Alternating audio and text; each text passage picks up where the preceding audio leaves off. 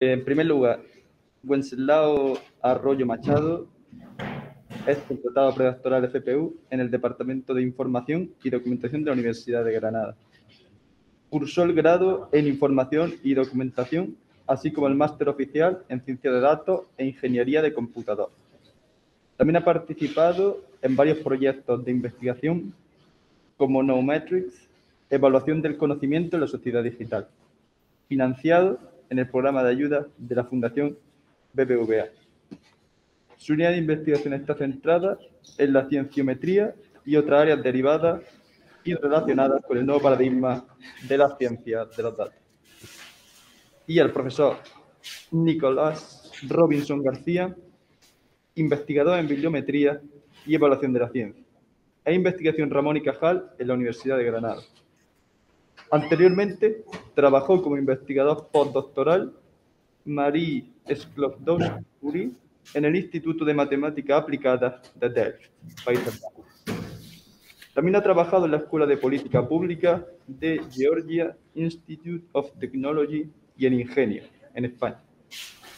Ha publicado más de 40 publicaciones, algunas de ellas en revistas como Nature, PLOS ONE o El Arte. Y sin más, porque podría seguir con su currículum, les doy paso a ambos con la ponencia cuyo título es Measuring Scientific Impact in the Humanities in the Age of Big Data. Bueno, pues muchas gracias por la presentación y por la invitación. Primero deciros, hemos cambiado el nombre desde entonces.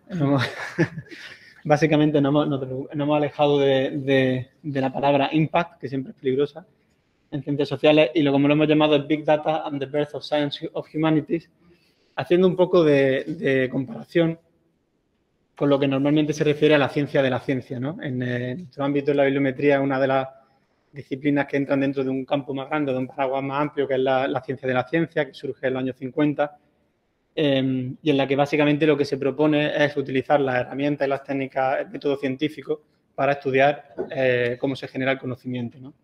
Entonces, bueno, nuestra propuesta en este sentido es aplicar esas técnicas y esas metodologías. No. Se ha ido Dani. Se ha ido Dani y hemos perdido aquí el... Bueno, como todavía estamos en la portada... No, ahí no tienes que irte a la... Sí. Eso ya está ya. ¿Arriba a la izquierda? El punto rojo.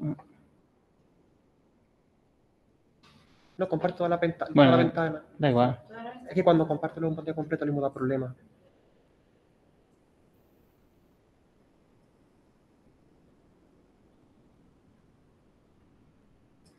Y ahora presentar. Eso. Perfecto. Bueno, ya estamos. No habíamos avanzado mucho de todas formas. Básicamente la idea que proponemos es poder estudiar, que la Big Data, digamos, estas nuevas técnicas que están saliendo, estas nuevas fuentes de datos también que están surgiendo, nos permiten ahora hacer esto también en el campo de las humanidades, que normalmente ha sido el talón de Aquiles en nuestra disciplina, ¿no? Entonces, bueno, ya veis que nuestro enfoque es totalmente diferente, somos los outsiders de las humanidades, que venimos un poco a ver qué podemos aprender y qué podemos utilizar con estas herramientas que ya hemos utilizando en otro ámbito, en este ámbito en concreto. Ahí va. La ponencia la hemos organizado en cuatro partes. Una, digamos, planteando cuáles son los retos de la humanidad, es decir, por qué las humanidades hasta ahora han sido un problema para los bibliómetras y un mareo, un dolor de cabeza en el sentido de no saber, no poder entender cómo funcionan y, por tanto, no poder medir impacto, reputación, calidad, etcétera. Ni siquiera poder entender cómo funcionan ellos a nivel sociológico para la creación de nuevo conocimiento, para la creación de nuevas líneas de pensamiento, etcétera. ¿Por qué el Big Data puede cambiar esto, puede servirnos para cambiar esta situación? Luego vamos a mostrar dos casos de estudio a nivel ilustrativo, dos ejemplos de cosas que se pueden hacer dentro de muchas más. Y finalmente, pues bueno, discutir un poco la agenda de que podríamos generar a partir de aquí de estudios y tal que nos podrían servir para entender a la humanidad y también para los propios humanistas poder entender mejor, digamos, tener esa visión de conjunto de cómo funciona su disciplina, ¿vale? Al igual que sucede en otras disciplinas. Entonces, como os comentaba, las humanidades en general siempre han sido el talón de Aquiles de la bibliometría. Esto es algo que que se lleva estudiando desde la comunidad desde siempre, básicamente. Y bueno, aquí veis algunos títulos de trabajo pues, señalando las limitaciones, señalando posibles soluciones, y ya vais viendo por ahí por dónde apuntan algunos de los problemas. Pues hay una comunidad multilingüe en el ámbito de las humanidades, al contrario de lo que suele suceder en otros ámbitos, donde la lengua franca siempre es el inglés, ¿no? Sobre todo en las ciencias naturales y biológicas y en gran parte de las ciencias sociales. Tienen diferentes modos de producción. Este título es curioso porque este es un capítulo de libro que siempre se referencia cuando hablamos de los problemas que tenemos para medir la producción científica o académica en las humanidades, pero el título siempre habla de ciencias sociales, ¿no? Y básicamente a lo que se refiere es que los modos de producción son diferentes, son mucho más diversos y más heterogéneos de lo que sucede en el resto de las disciplinas, de las que normalmente pues, lo que se producen son artículos científicos publicados en revistas científicas. Aquí hay una mayor diversidad de productos que también hacen que sea, digamos, más complicado poder monitorizarlos e identificarlos, ¿no? Y luego, pues bueno, veis también algunas propuestas que se hacen con el uso de catálogos de libros para ver los préstamos que se hacen en bibliotecas, etcétera. Y algunos, digamos, aproximaciones que se hacen, pero que no han llegado nunca a solucionar el problema de bueno, pues, cómo podemos estudiar el trabajo que hacen los humanistas desde nuestro ámbito, ¿no? Aquí pongo una cita de Derek de Sojers-Price, que es uno de los padres, de hecho, de esta ciencia de la ciencia, en los años 50, donde, bueno, ya hablaba, algo que se ha repetido mucho a lo largo de este congreso, de la importancia de saber lo que medimos, ¿no? No medir por medir. Al final lo que nos proponen estas técnicas nuevas y estas nuevas fuentes es básicamente más posibilidades, más herramientas para que podemos utilizar, pero no tienen por qué cambiar, digamos, nuestros paradigmas conceptuales o teóricos, simplemente nos permiten explorar más campos y poder ver cosas que hasta hace poco no podíamos ver. Siguiendo con este hombre, con de Sojers-Price, aquí, digamos, en este trabajo era cuando él estaba hablando de los pilares de lo que él denominaba una ciencia de la ciencia y del tipo de estudios que él consideraba que necesitábamos, en este caso, hablando de ciencia, y hablábamos de qué cosas podemos entender o qué podemos estudiar, pues cómo se distribuye el esfuerzo, dónde se localiza la investigación a nivel geográfico, cuáles son los hábitos de trabajo, de colaboración, los mecanismos de prestigio y cuáles son los problemas de comunicación que hay en este caso, bueno, en las humanidades, ¿no? En su caso era en la ciencia. Por resumir de manera muy breve cuáles son, digamos, las limitaciones que tenemos nosotros a la hora de poder utilizar las humanidades como objeto de estudio. Básicamente hay tres.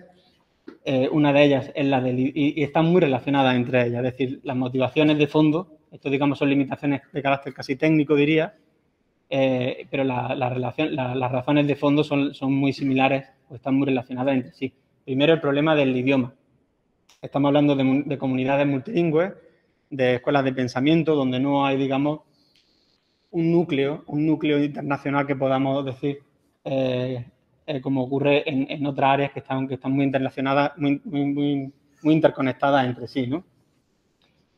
Los productos son mucho más diversos, no solamente hay artículos científicos, son las 4 literaturas que referenciaba antes en el artículo que señalaba, hay monográficos, lo que se llaman, bueno, esto siempre es complicado, aquí falta un non delante del scholarly, publicaciones que no van dirigidas a académicos, ¿vale? Pero que son en sí también obras académicas, conferencias, exposiciones, etcétera, catálogos, en fin. Y la audiencia, pues también es mucho más diversa de lo que suele ocurrir en otros ámbitos, ¿no? No necesariamente el target siempre son los académicos, sino que pueden ser, pues, muchos más stakeholders, ¿no? No me sale ahora la palabra en español. Uno de los problemas principales que tenemos en la bibliometría es que la bibliometría se basa en una especie de regla universal que se ha ido observando y que no se observa en las humanidades. Y es que todas las distribuciones son secadas. Entonces, si todas las distribuciones son secadas, pues, digamos, las distribuciones, digamos, hay poca gente genera la mayor parte del conocimiento o la mayor parte de las lecturas se concentran en un porcentaje pequeño de trabajo. Yo, recopilando esos trabajos, básicamente tengo ya lo principal, lo más grande, lo más importante que se está produciendo en una disciplina. Y esto no suele suceder, si fijáis en esta figura un poco fea, aquí tenéis disciplinas, Simplemente, y aquí en negro está, digamos, la parte donde más se acumula, digamos, estos son personas, una distribución de personas. Entonces, en negro están las personas que más publican, en rojo están las que publican, tienen una productividad media, y en azul, gente con una producción bastante baja. Y esta distribución se repite en casi todas las disciplinas. Conforme vamos bajando aquí, ya nos vamos encontrando las ciencias sociales, las humanidades ni siquiera las incluían en este estudio, porque precisamente aquí ya este tipo de distribuciones ya no se dan tanto en las humanidades, ¿no? ¿Y por qué? Pues bueno, por lo que os comentaba antes. Se tratan de distribuciones de comunidades que están más dispersas, están menos conectadas entre sí, y por tanto no hay una cabeza visible como sucede en otras áreas. ¿Qué podemos hacer entonces con estas nuevas técnicas que están surgiendo del Big Data, del Machine Learning, etcétera? Y base de datos, bueno, pues se plantean básicamente dos grandes oportunidades. Por un lado, crecen el número de fuentes, por lo cual podemos visitar otras herramientas, podemos irnos a otros ámbitos de estudio donde antes básicamente teníamos oscuridad que no podíamos ver. Nosotros en bibliometría hasta principios del siglo XX prácticamente trabajábamos con una sola base de datos y ahora ya tenemos 20.000 bases de datos abiertas, cerradas, de suscripción, etcétera, en las que podemos ver actividad científica, actividad académica. Y por otro lado, los datos, la calidad de esos datos, y de eso también se ha hablado mucho a lo largo de la conferencia, ha ido mejorando a lo largo del tiempo, por lo cual ya no nos tenemos que ceñir a simplemente mirar impacto en términos de citas, sino que podemos mirar otro tipo de cosas, podemos crear otro tipo de indicadores, podemos ver descargas, podemos ver cómo se comparte el conocimiento en las redes sociales, por ejemplo, obviamente el impacto socioeconómico, en fin, se pueden hacer mapas de la ciencia o de las humanidades que nos permitan ver un poco los diferentes temas de investigación que hay, etcétera. De manera que ha ido creciendo, por un lado, el número de fuentes y, por otro lado, el número de técnicas y métodos que podemos emplear para estudiar la ciencia de la humanidad. En este caso en concreto, en los casos de estudio que vamos a presentar aquí, hemos utilizado dos bases de datos, dos fuentes. Una de ellas es Dialnet. Dialnet es un repositorio en abierto que contiene, o que dice contener, la producción latinoamericana en ciencias sociales y humanidades, ¿no? Es bastante completo, y nosotros lo que hemos hecho aquí ha sido recopilar toda la producción de todas las categorías que tiene esta base de datos de humanistas, ¿vale? Entonces, bueno, aquí veis un poco el número de autores que hemos ido recopilando por áreas, las diferentes áreas que hemos ido recopilando y el total, digamos, de producción que hemos podido recopilar por ahí en esta base de datos. Aquí está la distribución, ya veis que tenemos más historiadores, sobre todo, después filólogos, arte, filosofía, etcétera, ¿vale?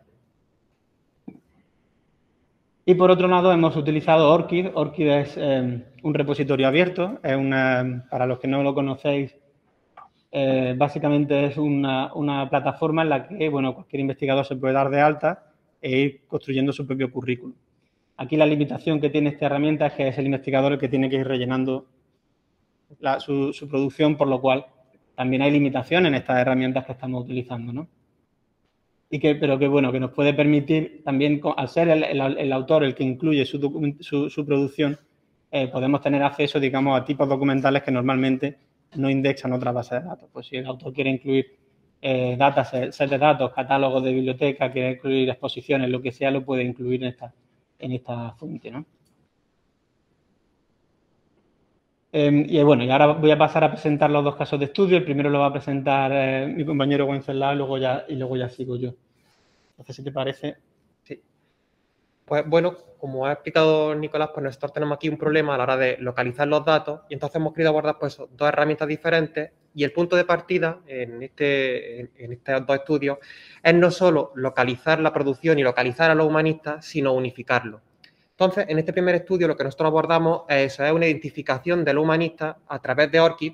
En Dialnet, evidentemente, la identificación es muy sencilla, porque nosotros ya sabemos perfectamente que tenemos la categoría historia y toda la gente que está dentro de esa categoría, pues se intuye que son historiadores. Pero en ORCID, ahora como veréis, es un poco más complejo y nos tenemos que servirnos pues, de técnica un poco más de Big Data para hacer esa identificación.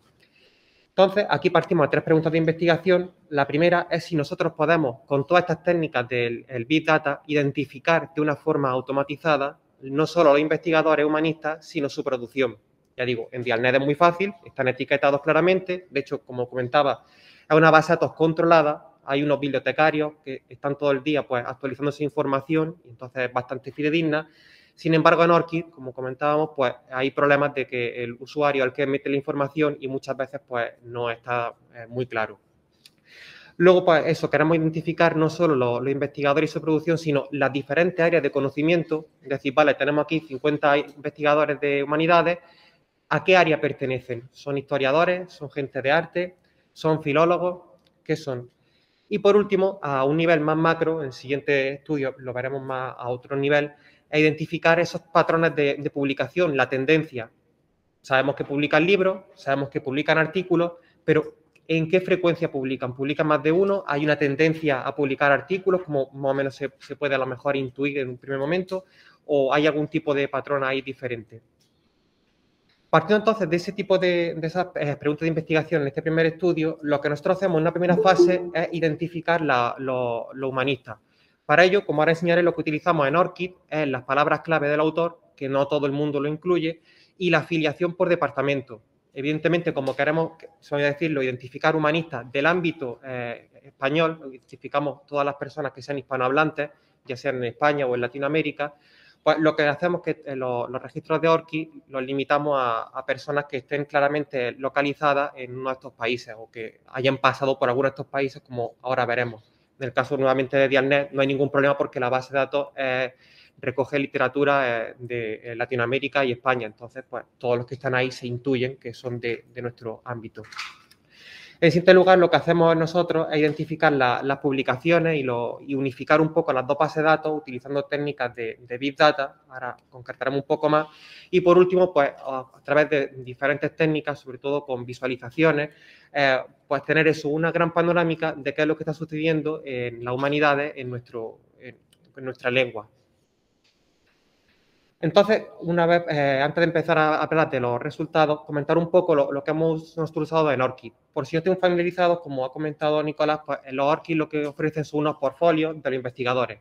El investigador es la persona que se lo crea, no se lo crea una persona, un bibliotecario, como en el caso de Dialnet, que esté introduciendo la información. Sí es cierto que puedes conectar las diferentes bases de datos y que a lo mejor algunos datos se actualizan, como ciertas publicaciones, pero si tú quieres describirte, dar una biografía, comentar tu afiliación o tu estudio, tienes que hacerlo manualmente. Esto también, como comentaremos, da muchos problemas y algunos muy curiosos, porque, por ejemplo, en el campo de los departamentos, en según qué zonas de Latinoamérica, el departamento no se refiere únicamente al ámbito académico, al departamento universitario, sino que se refiere, por ejemplo, a ciudades o regiones geográficas. Entonces, mucha gente nos encontramos ahí que ponía, pues, a lo mejor una ciudad o una región de algún país en lugar del departamento de su universidad. Lo que nosotros hemos utilizado para localizar los investigadores, los humanistas, son estos tres campos. Por un lado, hemos utilizado las palabras clave, que, por cierto, registro ORCID hay 9 millones de personas, pero no todo incluye en todos esos campos. Como una cosa libre, pues no todo el mundo tiene por qué incluirlo. De hecho, también son privados. A lo mejor tenemos el ORCID, pero no sabemos esa persona ni cómo se llama.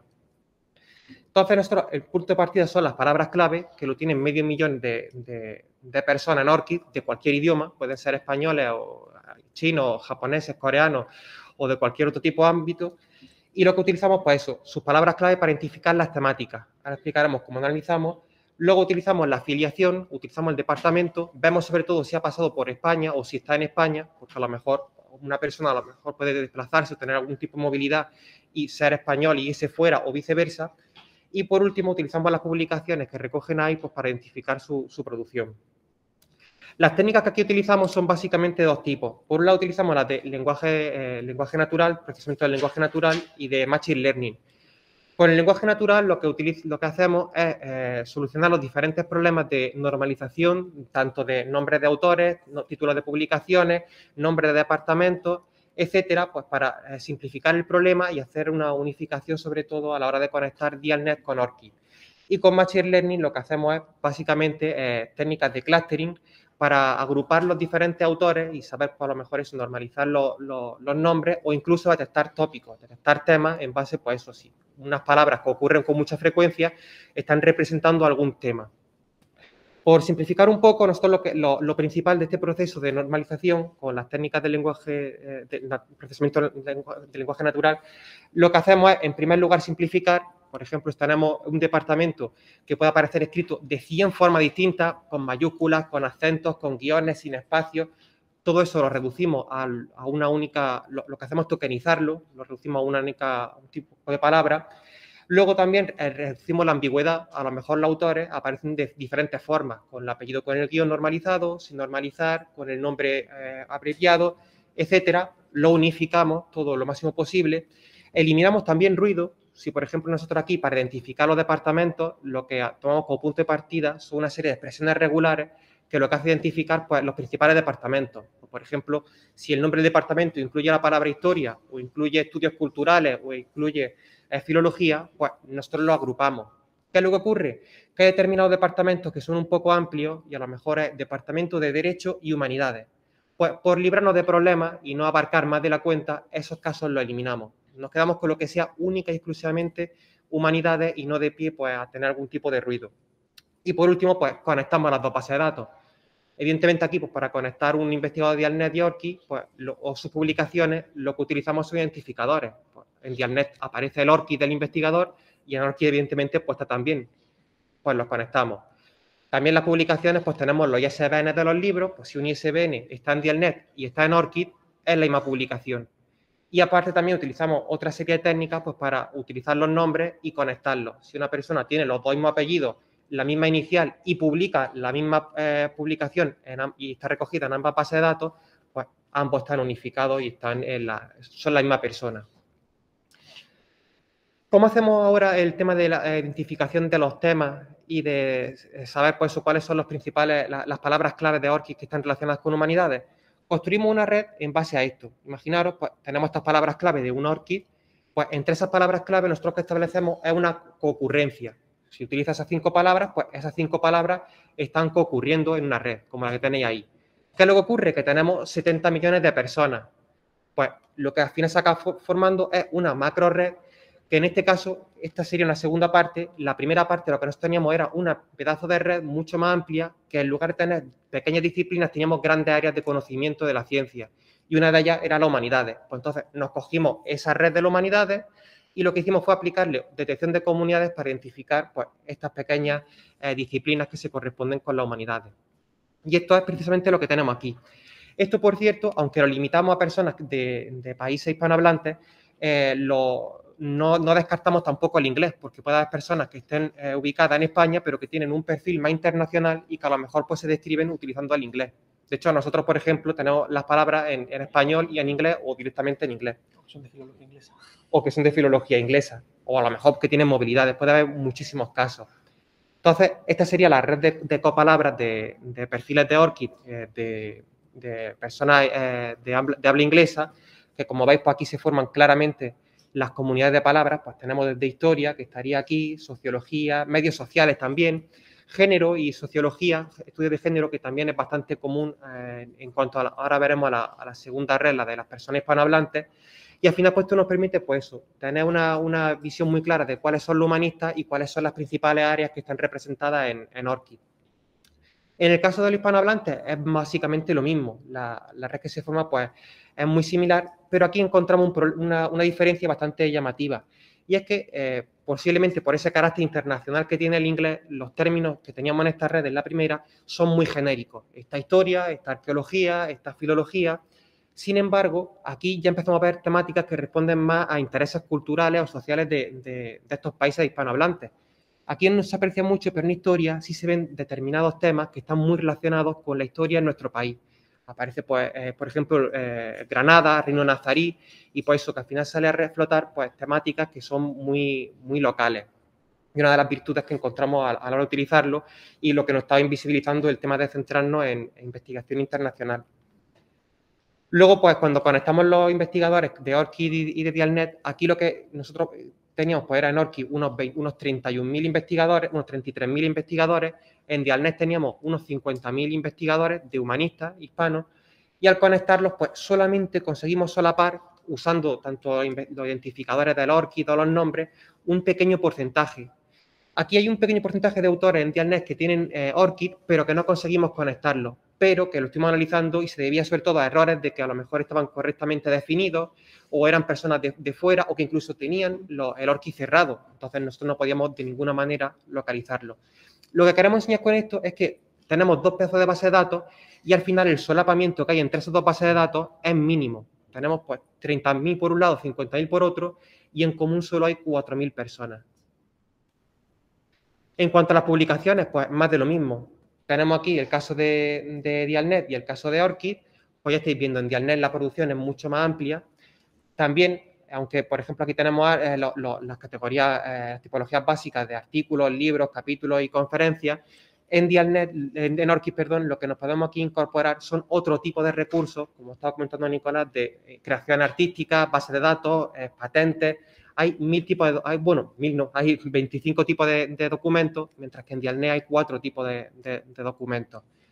Lo que ocurre es eso, que al final el grueso se encuentra en Dialnet y el solapamiento que hay de publicaciones es también ínfimo. Entonces, usando las dos enriquecemos muchísimo los datos y podemos tener una visión mucho más amplia de lo humanista, ya no solo a nivel de estas 4 tipologías básicas, sino también incorporando pues, otro tipo de recursos que puede ser muy interesante. En cuanto a las tendencias, aquí lo que se puede ver perfectamente del año 76 hasta el año pasado es cómo han ido creciendo o variando esa producción. Aquí lo que estamos viendo es producción de lo humanista y se ve perfectamente pues, que los artículos han tenido un crecimiento y siguen teniéndolo. Aquí, aunque al final se vea que se ha ralentizado, no se ha ralentizado, es que simplemente todos esos contenidos no se han indexado al completo y posiblemente el próximo año pues, siga viéndose esa tendencia al alza. En los libros sí que se observa que se ha paralizado un poco a partir del año 2004-2005 la producción a ese respecto. Las conferencias un poco diferentes. También a la hora de localizar las conferencias tuvimos muchísimos problemas porque Dialnet, por ejemplo, no te incluye la categoría de congreso o de conferencia, sino que esto, usando técnicas de Machine Learning, pues tuvimos que identificarlo en base a los títulos. Y los capítulos de libros, pues sí se observa también pues, que tiene ahí un crecimiento bastante claro. Como ya digo, esto es producción. Lo que pasa es que esto puede inducir a fallo ahora mismo. Si lo vais así, decís, pues la producción de artículos está creciendo muchísimo y a los capítulos también. Pero no se debe solamente a eso. Es que a niveles de productividad, la tendencia es básicamente la misma. Lo único que pasa es que se incorporan muchos más humanistas y se producen más libros. Pero lo que produce cada uno de ellos, que es lo que vemos aquí, el nivel de producción media por investigador cada año, es una tendencia bastante estable. En el caso del artículo sí hay algunas variaciones, pero más o menos todos se mantienen los mismos niveles. De hecho, aquí estáis viendo que están entre rangos de 1 y 2 la producción de los humanistas en cada una de las tipologías documentales. Aquí, por no alargarlo mucho más, pues lo que estamos viendo es las diferencias de productividad de los humanistas por disciplinas, que como veis, pues en este caso la literatura despunta sobre el resto de áreas y luego hay otras que tienen unos patrones pues, bastante similares, como aquí arte y arqueología, que están, pues, tienen un volumen de producción media por autor de dos documentos. Ahora bien, en cuanto a limitaciones de este método, de este caso de estudio, lo que encontramos aquí es que, en primer lugar, no identificamos a todos absolutamente los humanistas del mundo hispanohablante. Aquí, por ejemplo, lo que encontramos, los que nos fallaban, que de hecho pues, en 7 estudios podremos incorporarlos porque hemos detectado el fallo, son, por ejemplo, todos aquellos estudios o departamentos que están centrados en lenguas aisladas, como por ejemplo el vasco o otro tipo de lenguas, que de hecho los propios departamentos utilizan el nombre en ese idioma. Entonces nosotros, como utilizamos términos en español y en inglés, pues eso se nos están escapando un poco. Luego también las tipologías documentales, como comentaba, pues también plantean diferentes problemas. ORCID incluye 20, Dialnet incluye 4, y Dialnet incluye 4, pero en verdad hay otras cuantas que están escondidas o que se pueden localizar fácilmente, pues también hemos tenido que sacarlas nosotros. Luego la base de datos, pues Dialnet es una base de datos controlada, hay bibliotecarios que están normalizando, introduciendo los datos manualmente, mientras que en ORCID son los propios usuarios los que introducen los datos. Pues eso evidentemente nos limita mucho a la hora de conectarlo y analizarlo. Y luego, pues, encontramos también limitaciones específicas de cada base de datos. En ORCID, el principal problema, que los datos estén desactualizados, el investigador a lo mejor no incluye su información hasta el día de hoy, sino que a lo mejor dejó actualizarla hace 4 años, o que incluso el ORCID se hace cerrado. Y en Dialnet también lo que tenemos el problema es que la cobertura es solo a nivel local, revistas que se publican en los países que está recogiendo, países hispanohablantes. Entonces, pues todo lo que sea de carácter más internacional se queda completamente fuera. A lo mejor lo enganchamos con ORCID, pero claro, como el solapamiento era muy pequeño, pues no estamos recogiendo todo. Y por último, como conclusión de este pequeño estudio de caso, lo que encontramos aquí es que las 4 literaturas que empezamos nosotros hablando en la sesión, las hemos perfectamente identificado y testado en este estudio. Tenemos los artículos, tenemos los congresos, tenemos los libros y tenemos otro tipo de materiales y materiales incluso locales o internacionales. Luego también, pues esto también sale a demostrar que la investigación, la evaluación de la ciencia en este campo no debe estar ya de ningún modo limitada a publicaciones relacionadas con revistas. Ya estamos viendo que la mayoría de los autores publican, pues sí, artículos científicos, pero es que también publican en revistas, en congresos o libros o otro tipo de materiales. Pues eso también es fácil ahora identificarlo gracias a estas técnicas y ponerlo en relieve. ¿Qué es lo que ocurre con esto? Que, por ejemplo, en el caso de Orchid, como es el autor el que lo introduce, si el propio autor no le da visibilidad a eso, si no se encarga de decir, vale, yo he publicado este estudio o he hecho esta obra artística o este conjunto de datos, nadie lo va a hacer por él y no va a conseguir visibilidad con ello. Entonces, pues, lo que haya hecho pues, va a quedar completamente invisibilizado. Y con esto, pues, termina el primer estudio. Gracias. Bueno, también comentaros, fijaros a la hora también de explicaros los procesos, cómo efectivamente hay muchas decisiones que se van tomando y muchas decisiones que tomamos que pueden secar o no los resultados, y por eso es importante pues siempre declararlas, ¿no? Es decir, que quede constancia de esas decisiones que se van tomando y que en el caso del Machine Learning, sobre todo, suelen ser bastante subjetivas porque no hay una ahora veré, no hay criterios unificados. Cuando hablas con un científico de datos y tal, para ciertas cosas nunca hay una forma mágica, una fórmula mágica que se tenga que atribuir, sino que siempre que tiene que haber una mezcla entre lo que te dan los datos y lo que te dice el sentido común, ¿no? En este segundo caso, lo que pretendíamos hacer, lo que queríamos ilustrar era, bueno, hemos visto que hay diferentes tipos de producción, pero queríamos ver si estos tipos de producción también responden a diferentes perfiles de académicos, es decir, académicos que se centran en publicar en un formato específico frente a otros que publican en otro, o son perfiles mixtos, en el sentido de que hay gente que en este ámbito realmente todos publican, digamos, de manera heterogénea y diversa. Entonces, bueno, las preguntas de investigación que planteábamos aquí eran las que veis ahí, ¿no? Efectivamente, primero identificar estos perfiles, ver si existen en función de sus patrones de publicación. Luego, cómo se distribuyen los humanistas en estos perfiles, es decir, identificamos unos perfiles, pero obviamente esos perfiles son ficticios, son arquetipos, que son constructos, digamos, y luego ver cómo se distribuyen realmente los humanistas a cada uno, cómo se parecen a cada uno de estos arquetipos. Si hay arquetipos, digamos, que son excepcionales, mientras que la mayoría de la gente se encuentra más cercana a los otros. Y luego, por último, si había diferencias entre disciplinas.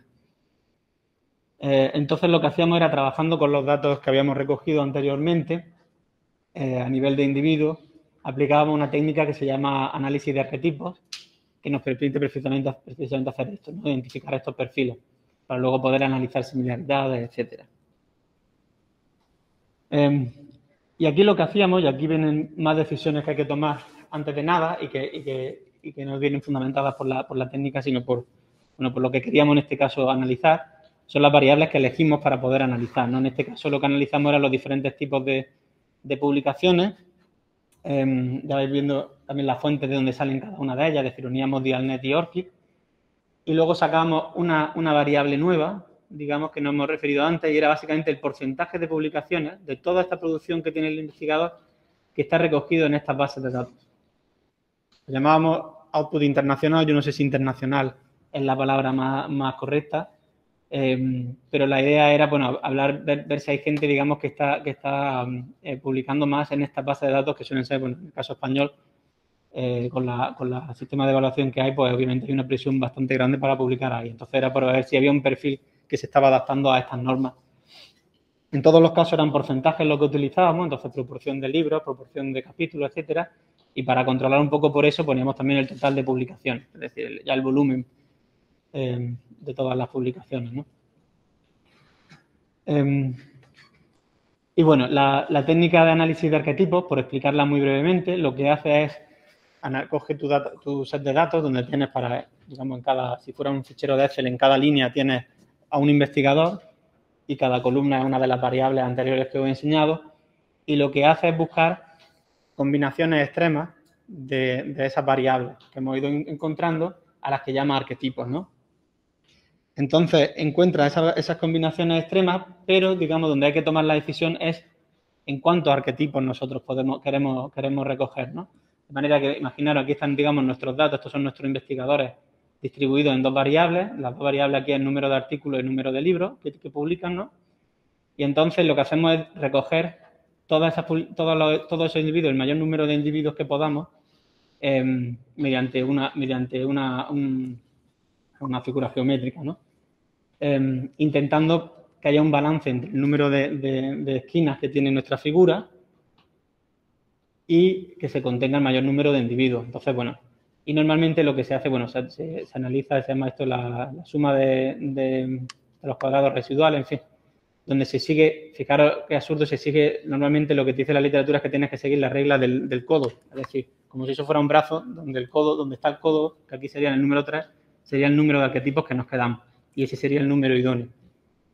Esto es lo que te dicen porque realmente no hay una norma clara, y normalmente lo que se hace realmente es empezar por ese número que te indica la técnica y luego ver qué perfiles salen y si realmente son interpretables, si tienen sentido o no. Y esto es algo que tenemos que analizar como expertos. Entonces decidimos ya en función de eso si tiene sentido lo que nos está diciendo el número o lo que estamos haciendo es una galimatía sin sentido, ¿no? Y lo interesante es que, como veis, los individuos no se dividen por grupos. No estamos diciendo estos pertenecen a este arquetipo, estos pertenecen a este otro, sino que los individuos pueden ser mezclas de arquetipos, ¿vale? De manera que no estamos haciendo clustering, no estamos agrupando a gente, simplemente estamos digamos, buscando los diferentes modelos que se pueden encontrar dentro de los comportamientos que tienen y luego ver cómo de cercano está cada uno de esos modelos, ¿no? Aquí en este primer análisis, simplemente para que entendáis cómo funciona el método, aquí simplemente utilizábamos dos variables a modo ilustrativo, número de artículos y número de libros. Hacíamos nuestro análisis y identificábamos 3 arquetipos. Y entonces veíamos las características de cada uno de esos arquetipos. Pues el primer arquetipo, gente que publica muchos libros y pocos artículos. Luego el segundo, muchos artículos y pocos libros. Y luego una producción media de libros y pocos artículos, ¿no? Esto era un poco para que entendáis un poco cómo se interpretan estas gráficas ahora cuando mostremos ya los resultados. Y aquí tenéis los primeros resultados. Esto sería el análisis de arquetipos global, ¿vale? Entonces aquí tenemos las variables que os comentaba antes, artículos, libros, capítulos, conferencias, producción no académica en el sentido de que no va dirigida a académicos, el porcentaje de publicaciones que están indexadas en Web of Science y en Scopus y el total de publicaciones, ¿no? Y veíamos pues esos 3 arquetipos. Un primer arquetipo que básicamente publica sobre todo artículos científicos y que estos artículos científicos tienen un porcentaje alto indexado en las bases de datos de Web of Science y Scopus, con una producción más o menos media en comparación con el resto, ¿no? Luego tenemos otro tipo de académicos que suelen publicar sobre todo conferencias y material no dirigido a académicos, también con una cobertura bastante grande dentro de lo que está publicado en artículos en estas bases de datos, es decir, publican poco en artículos, pero lo que publican sí que tiene una alta cobertura en Web of Science y en Scopus, y también con una producción media. Y luego, por último, pues el académico que sobre todo publica libros y capítulos de libros, ¿vale?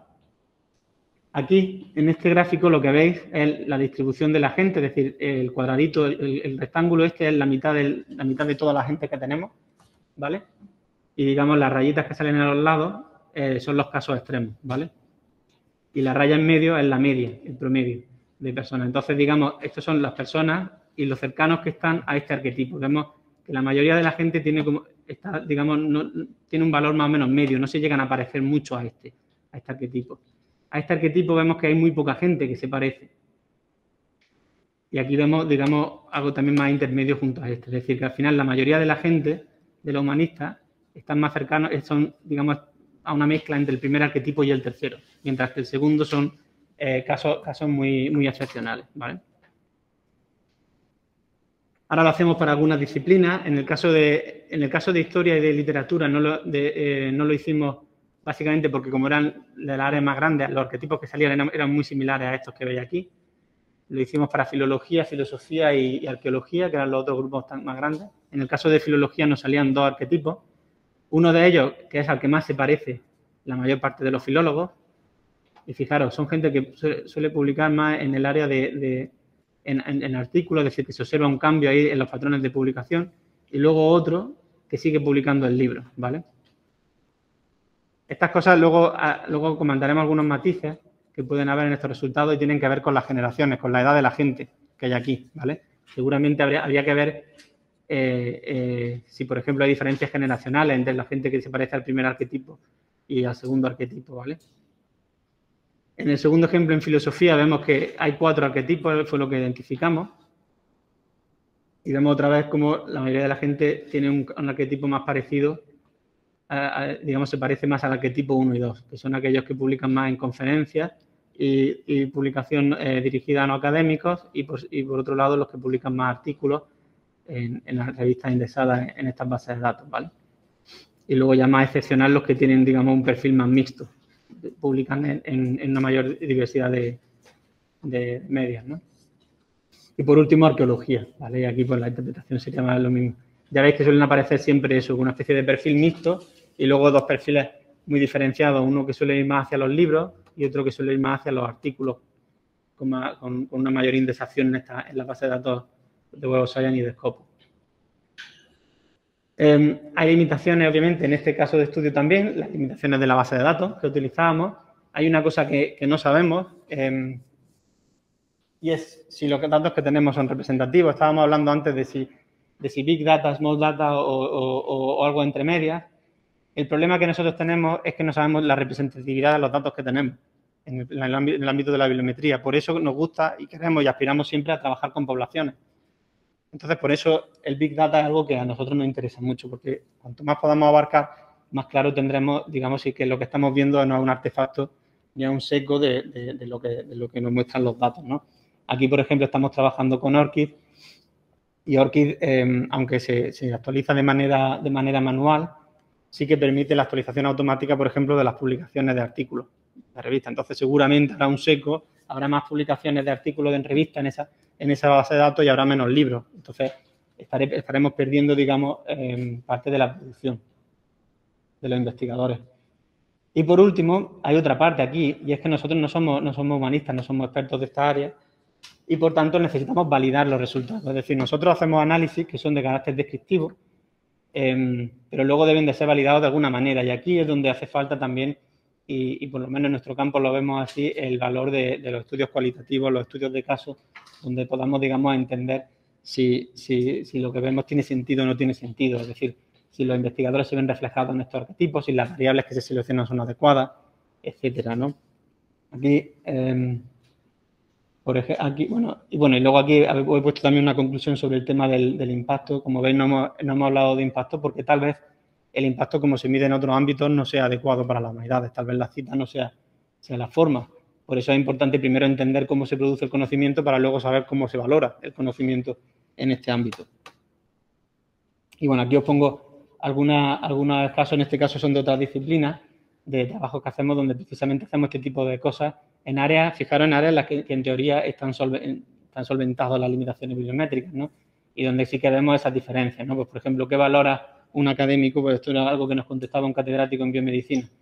Pues él nos comentaba, decía, bueno, pues antes, si me hubiera preguntado más joven, te hubiera dicho que son mis publicaciones, pero ahora es más la formación que doy, ¿no? Y la escuela que estoy creando. Pues en otro caso, una astrofísica nos decía, bueno, es que a mí me gusta mucho el tema de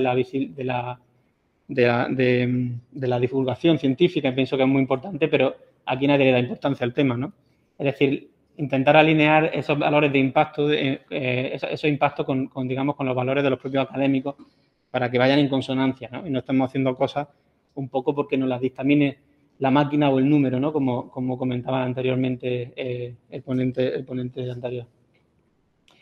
Por último, pensando en aquí lo he puesto al revés, en esta ciencia de las humanidades, y qué cosas se pueden hacer. Hay cosas que aquí no se han hecho, estos son casos ilustrativos, pero también hay cosas, digamos, que se pueden ver, y aquí vemos posibilidades infinitas, ¿no? Aquí he puesto unas cuantas solo. El tema del multilingüismo, aquí hemos trabajado con Dialnet, que es una base de datos hispanoamericana, pero donde solamente se trata otro idioma más, ¿no?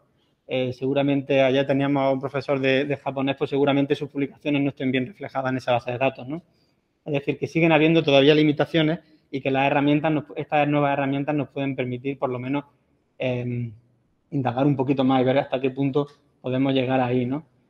Definir calidad, impacto, prestigio, como queramos llamarlo, en las humanidades. Algo que todavía, digamos, una cuestión siempre pendiente, ¿no? Entender mejor cómo se construye el conocimiento en estos ámbitos desde el punto de vista sociológico, cuáles son las temáticas, los mapas que enseñaba Wenceslao sobre las palabras clave que utilizan los autores, se podrían utilizar también para ver tendencias, cómo van cambiando los temas a lo largo del tiempo, cuáles son los temas candentes en un área específica, etcétera, ¿no? Y por último, bueno, también ahí he puesto las diferencias intergeneracionales que mencionábamos antes, si están cambiando los modos de producción en las humanidades o si siguen siendo los mismos, si hay diferencias entre generaciones más veteranas y las nuevas generaciones que van surgiendo de académicos. Y por nuestra parte, pues eso sería todo. Ya, cualquier pregunta, comentario. Muchas gracias.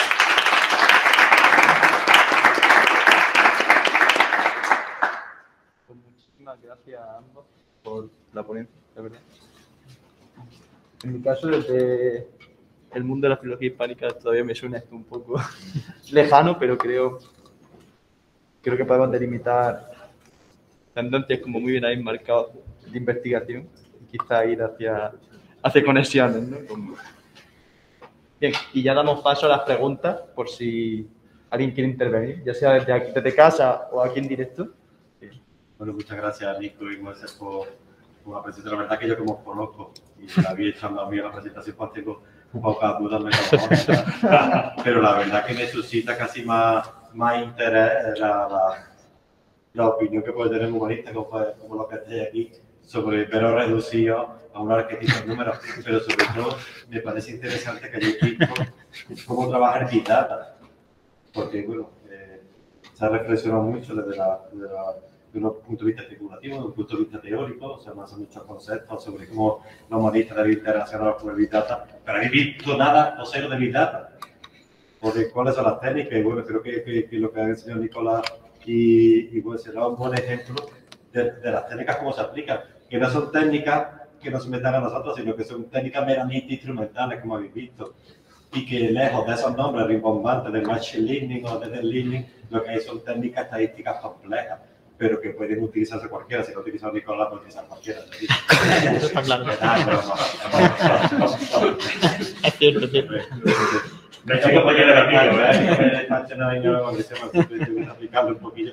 Pero bueno, habéis visto un poco de lo que se trata. Y habéis visto también una cosa interesante en la presentación de ellos, que muchas veces lo que hace el Big Data, que es reducir la cantidad de datos a perfiles. El problema es para que utilizamos para esos perfiles. Y aquí va la pregunta específica para Nicolás y para Wences, que ¿habéis pensado en alguna utilidad práctica real o qué tipo de decisiones vamos a tomar con esos arquetipos que habéis hecho? ¿O simplemente todavía está el arquetipo esto en un concepto, digamos, en un estado inicial? ¿O creéis que realmente yo como gestor del vicerrectorado podría tomar algún tipo de decisión en función? O sea, me llega aquí Pérez Tapia, arquetipo 2, a la calle. ¿Podría tomar algún tipo de decisión? ¿Habéis visto alguna utilidad práctica o creéis que eso...? Yo creo que, bueno, los arquetipos sirven por lo menos para concienciar de que no hay un único tipo de investigador de momento, sí, bueno.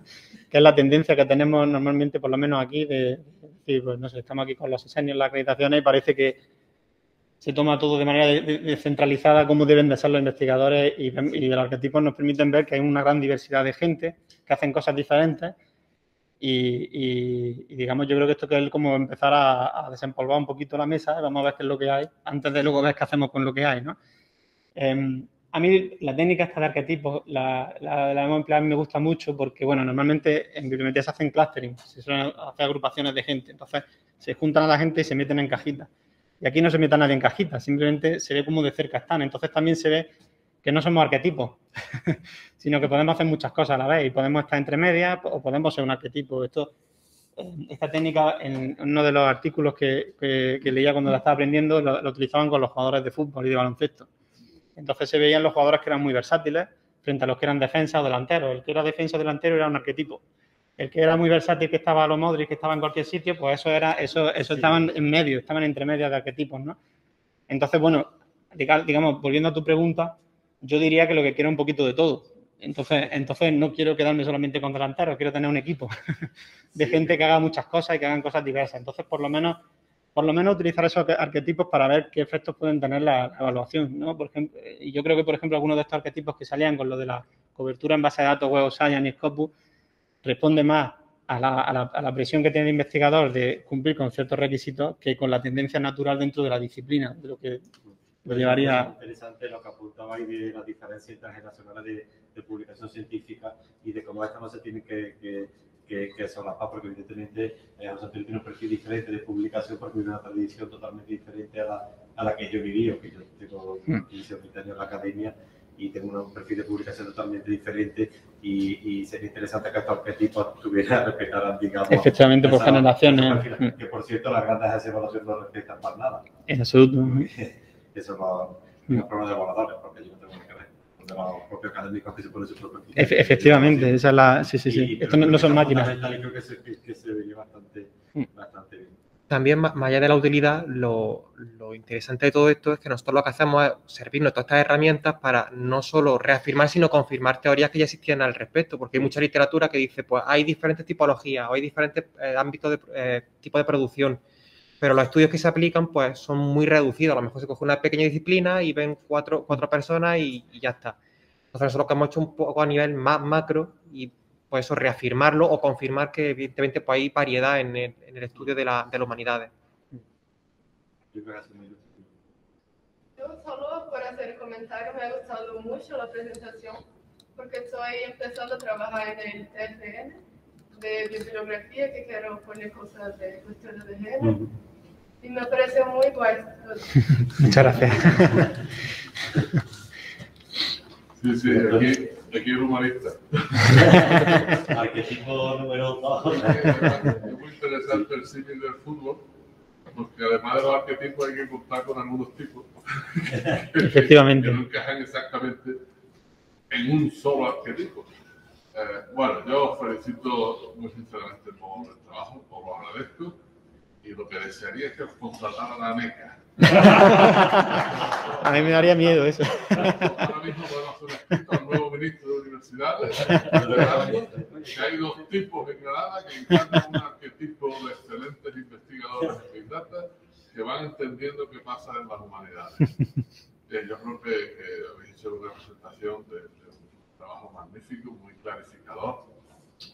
Es que a veces este tipo de trabajos, pues, bueno, no me pondré dramático, pero no se corresponden exactamente que vosotros habéis tratado de solucionar de manera muy inteligente con qué ocurre en las humanidades desde el punto de vista epistémico.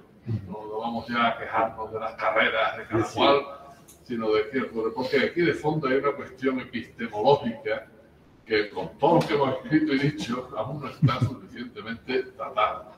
Y esto pues, puede ser un instrumento por lo menos de clarificación, invitar a que el debate público y académico sobre estas cuestiones pues alcance un nivel de mayor fecundidad y que se redunde pues no solo en beneficio de los individuos o de los grupos proyectos, sino de los universitarios en general, incluyendo salir de situaciones neocoloniales que hemos comentado. Me parece muy bien que hayáis utilizado Diarnet, pero no sabemos que Diarnet para otros casos no nos sirve, desgraciadamente, porque es una base de datos muy atenta a lo que está ocurriendo en el ámbito hispano. Efectivamente. No hispano peninsular, sino hispano también del otro lado del Atlántico, que tampoco debe ser una fuente única, necesita complementarse con otra, pero no debería ser desechada, porque lo que ahí aparece no aparece en otras, como bien recogéis, ¿no? Entonces, claro, aquí muchas veces lo digo parafraseando a Aristóteles, que no iba a dejar de decirlo, que la ciencia se dice de muchas maneras. Ya decía Aristóteles que la verdad, el ser se dice de muchas maneras, la forma de Aristóteles, y la verdad respecto a nuestras realidades se dice de muchas maneras, se hace ciencia de muchas maneras. Es, digamos, una graduación epistemológica en lo que son saberes, cada cual con la legitimidad de sus pretensiones científicas, y una graduación no cuantitativa de más a menos o de menos a más, sino cualitativa, ¿no? Porque en las mismas ciencias que entendemos experimentales, y ya en un sentido amplio de experimentalidad, pues tienen criterios distintos, ¿verdad? De validación de sus conocimientos y de generación de esos conocimientos. Y entre las ciencias sociales y lo que estamos hablando como humanidades, pues tampoco son exactamente iguales todas las producciones investigaciones, etcétera. En el mismo campo de las humanidades, entre lo que hacen los de arqueología y lo que hacemos los de filosofía, habiendo zonas en común, pues hay notables diferencias. El arqueólogo utiliza métodos muy parecidos a los de un geólogo, desde los georradas y otro tipo de cosas. Y lo de filosofía, pues ya sabéis a qué nos podemos dedicar, no necesitamos georradas, necesitamos otros radares intelectuales para ver qué pasa en nuestro mundo. Pero, bueno, entonces hay una discusión epistemológica de fondo que hay que clarificar y que tiene que ser una invitación pues, a lo que estamos haciendo aquí, a un diálogo interdisciplinar, como decía muy bien Dani, no solo con los de fuera o no sé qué autores, sino también con los de dentro para producir en común en las zonas donde podemos confluir. Y desde, digamos, no solo desde un respeto a que hace el otro, sino desde una voluntad de inteligibilidad. Es decir, claro, el otro tiene que hacerse entender.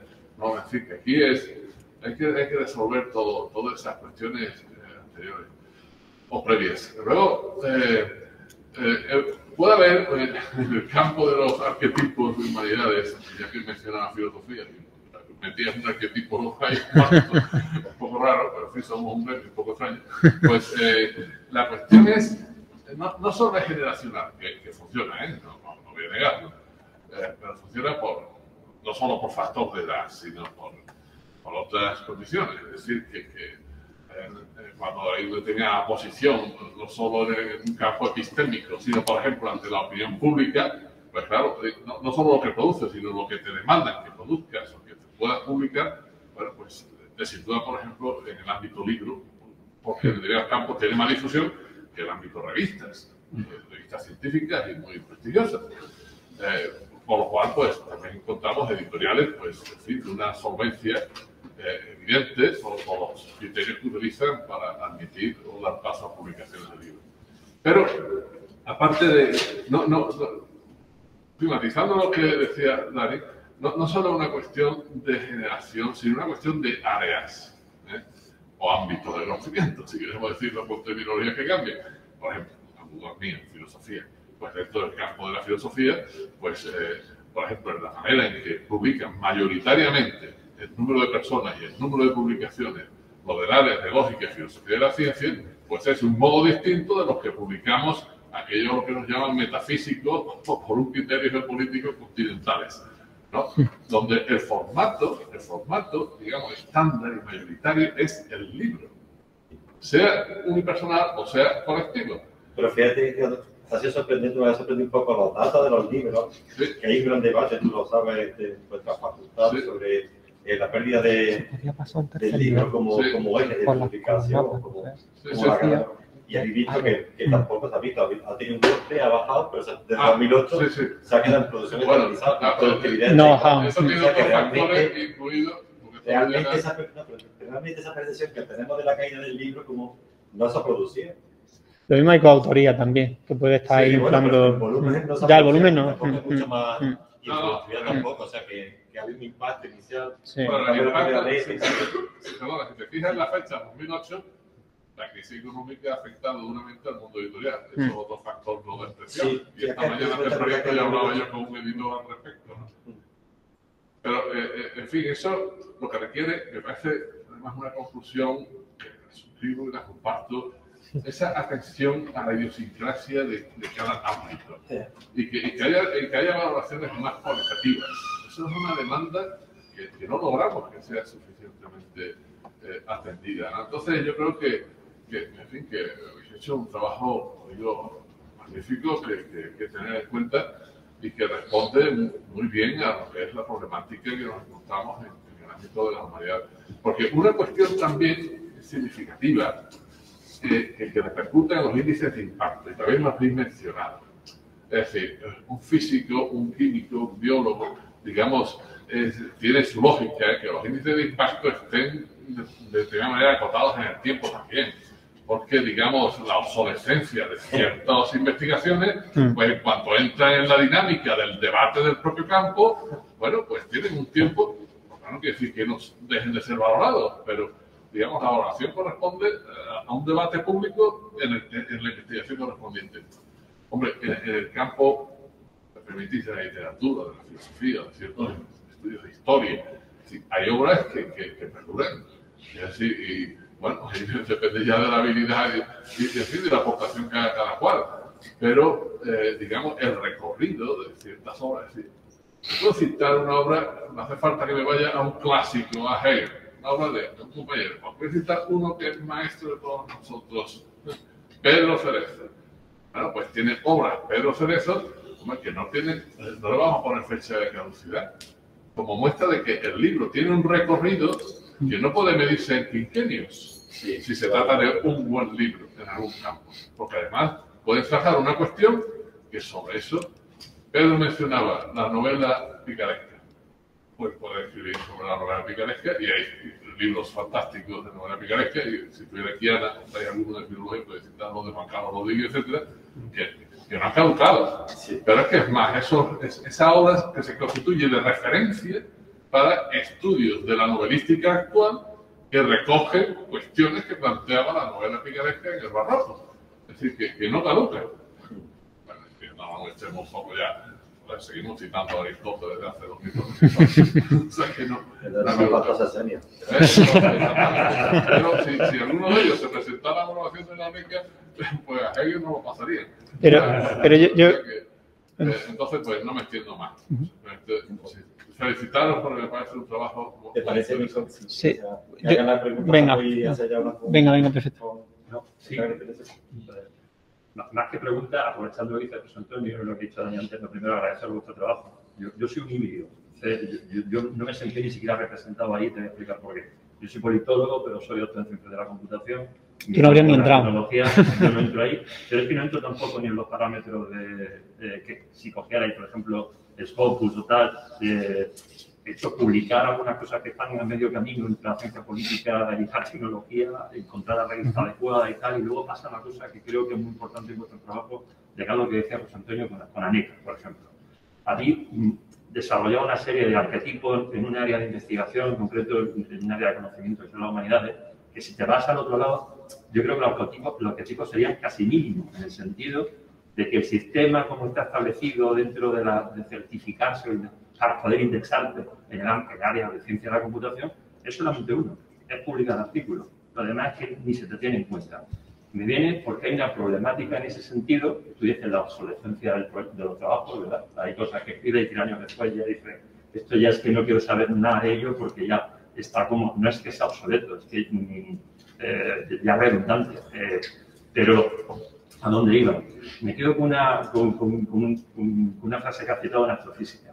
A mí me interesa más la divulgación, no los problemas que tiene quizás la penetración de la ciencia y la tecnología en la sociedad, es que la hipertrofiación que hay sobre cómo publicar solamente para una comunidad de expertos está haciendo que parte del conocimiento no llegue a la sociedad.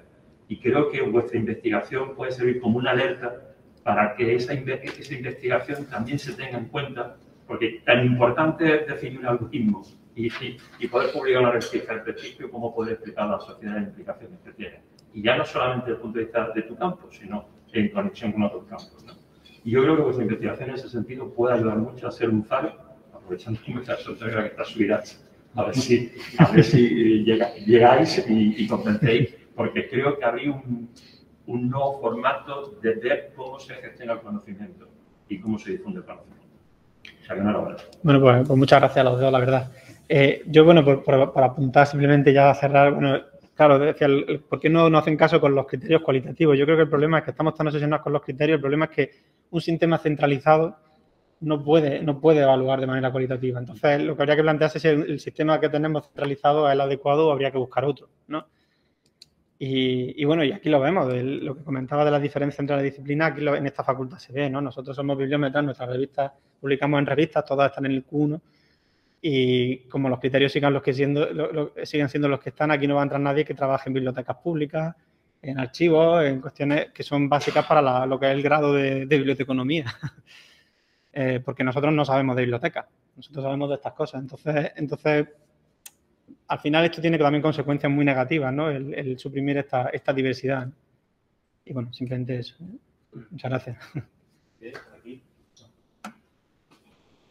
A ver, yo he escuchado esta presentación una parte en el mientras teníamos así que quizás la pregunta la habéis planteado Enrique, y me disculpo si es así, pues no la tomáis en cuenta.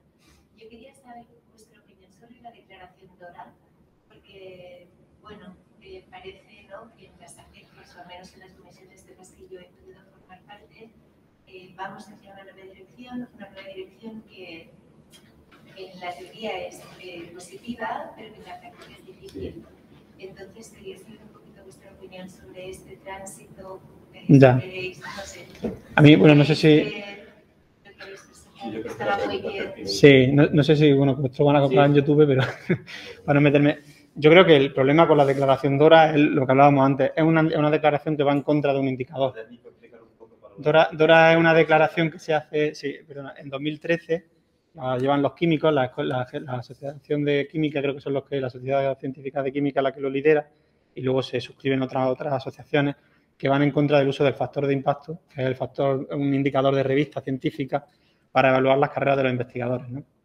Entonces propone una serie de buenas prácticas o de principios o de cosas que no se deberían de hacer, mejor dicho, ¿no? Y a mí me parece bien, digamos, lo que es la iniciativa en sí.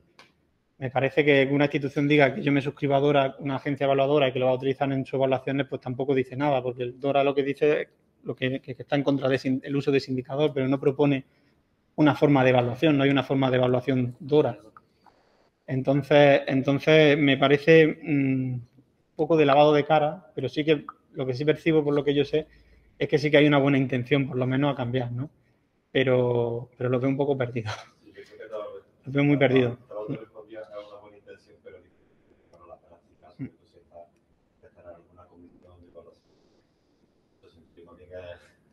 Una declaración de intenciones y... De hecho, no es la única. Hay luego otras dos más, así más relevantes. Muy bien. Muy bien. Y ahora sí ya... Jefe de mesa. Ya, sí, bueno.